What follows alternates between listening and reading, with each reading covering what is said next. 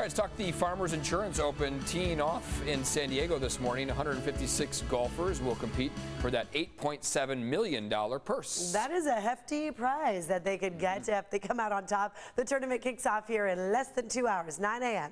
at the beautiful Torrey Golf Course. CBS 8's Chris Groh joining us live now with a preview. Chris, the sun's out. Is it feeling a little warmer maybe?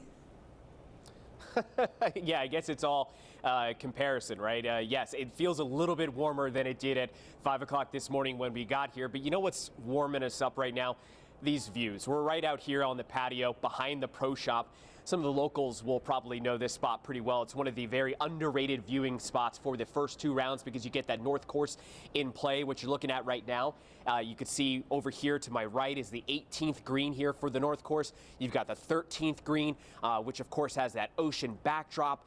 So a ton of great viewing experiences out here. And while everything looks very lush, very green, very pretty right now with that cotton candy sky and the ocean in the background, you have to remember, this course has teeth. This is a ferocious course, if you will, especially on the locals. In fact, when they're getting ready for the Farmers Insurance Open in the months prior, they actually institute a rule. If you lose your ball in the rough, you have just a minute to look for it, or else you get a free drop. That is unheard of amongst golfing circles and at other courses. Generally, if you lose your ball, it's a penalty, but it's considered to be kind of a free gimme out here, if you will, and that is a local rule that you get on your scorecard. So when the pros get out here, they talk about how each course obviously has its own identity and presents its own challenges. And it was actually something that I wanted to speak with Justin Thomas yesterday during his media availability about, because he's starting to get into architecture, golf course architecture. And so I asked him, is there a certain kind of playing style that either course benefits? I mean, he was speaking about his own struggles on the north course. Of course, it was also redesigned not too long ago. And he had this to say, which was actually some high praise for a golfer that's won pretty recently here at Torrey Pines. See where things fall. I would clearly say whatever John Rahm's game is pretty good for Torrey Pines. It seems like that's not that his game is bad for any course, but seems like he does all right around this place.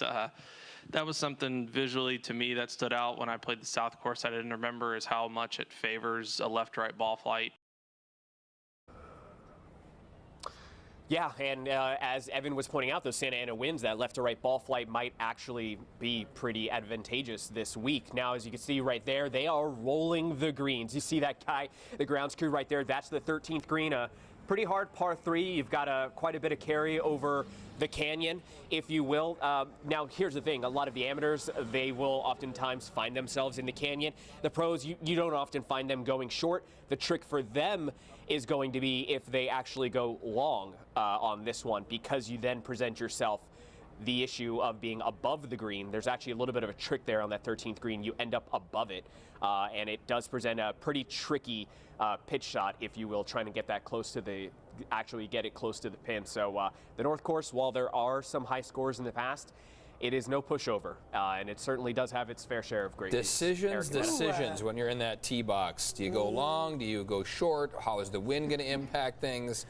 Man, there's a little stress involved with that. They know this course pretty well before heading out there. Yeah, they study it. What, $8 million at stake, so they're extra motivated. Yeah, and that gets spread out. That gets spread out amongst those who finish within the money. If you make the cut, you're going to be taking home a paycheck. I'm sure the winner wishes that they were taking home $8 million, right. But that is, of course, going to get spread out there amongst all those who make the cut. Yeah. Gotcha. Awesome. All right. Thank you, Chris. All right, cool. Look at the course there. The 13th hole. So we know that it's going to be a challenging one. All right. It does look challenging.